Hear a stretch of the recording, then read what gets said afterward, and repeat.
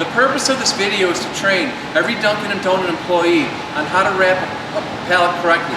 What we want to do is we want to establish a protocol so that every pallet that's wrapped and shipped out of a Dunkin' Donuts distribution center is wrapped the same way. It's wrapped tight, it's wrapped with not an excess amount of film so that we can keep the costs down, and we want each employee to wrap it in the safest possible way to eliminate the risk of a back injury.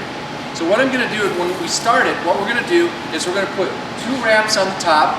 We're going to overlap it as we go down by about 6 inches, and then when we get to the bottom, we're going to put 2 wraps on the bottom. It's really important that we wrap the product to the skid, and we want to get it as low to the floor as possible. It really creates the presentation that this skid is wrapped the right way. So what I'm going to do is we're going to start at a top corner. We don't want the person tying the tail of the film to the skid. It creates an unnecessary time that they would have to bend over. So what we want to do is we want to set the tension on the dispenser to almost nothing so that it unwinds very easily. And then what we want to do is we want to take it and we want to put it under a corner. Now it doesn't matter whether this box is heavy or whether it's a light box. What we want you to do is we want to put the tension on nothing so that it'll just unwind. And we want to come around the first corner. Once we come around this corner, we can make it tight, and then we can pull it, and that tab will not come out. There's nothing more frustrating than starting to wrap a pallet when you're under a time constraint, and all of a sudden you start going and that tab comes out. So if you follow this procedure of making it real loose, coming around one corner, then making it tight, that won't come out. So once we tighten it up, then what you're going to do is we're going to come and stand either in front of the dispenser or to the side of it. And it's the same concept as pulling a wagon. We don't want you to, muscle it. We just want you to set the tension the way it should, and then just walk consistently. The dispenser will do the job for you. What we're going to do is, again, we're going to go around 2 wraps, and I'll show you how to do that. So what you're going to do is you're just going to walk.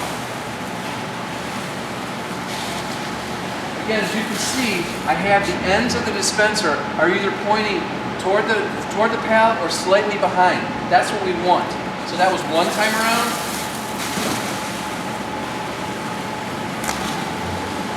And there's your 2nd time around. Now at this point, what you're going to do is you'll start coming down, and we want to overlap it by about 6 inches.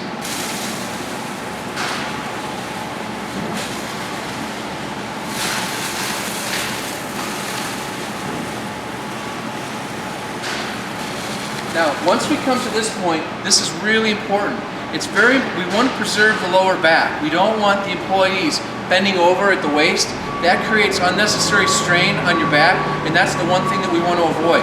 So what we're going to do is you're going to take your hand position. Instead of grabbing it this way, first of all, I'm going to turn the tension down just a little bit because I'm going to get to the bottom of the pallet.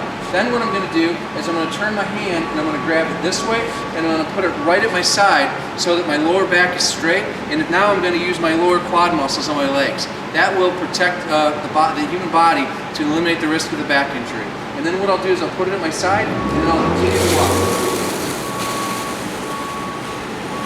As you can see, I'm keeping my back straight, and I'm just using my legs. Now, at this point, when I get to the bottom, what I'm going to do is I'm going to put the dispenser actually on the ground, and then I'm going to drag it. And what I'm going to do is I'm going to lean on it as a crutch. I'm going to continue to use my quads, and then I'm going to go around twice. Now, if you have the space, what I want you to do is step out just a little bit. The further that I step out, the lower that I'll be able to get the film on the pallet. Ideally, we want to get it to about 1 inch on the ground. If we can, we still want to make sure that you're covering that pallet. That's really important. It presents itself great when it arrives at Dunkin' Donuts store. They see that the pallet is wrapped, and it looks like it's really wrapped in the proper manner. So this is how we'll do it.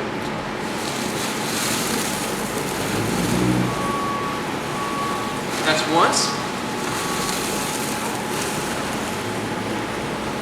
And that's twice. Now, as you can see, I've really done a good job of getting low on that pallet. The film comes down to about here, so that presents itself really, really well. So then what I'll do is I'll come around, and I'll show you that what I want to do when I want to break the film off, I'll come right past a corner, okay, where there's good tension.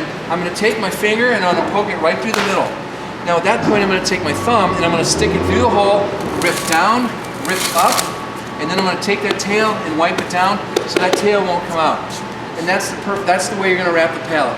2 wraps on the top, overlap it going down, 2 wraps on the bottom, making sure that you're wrapping the pallet at the same time utilizing your legs instead of your lower back to reduce the risk of a back injury.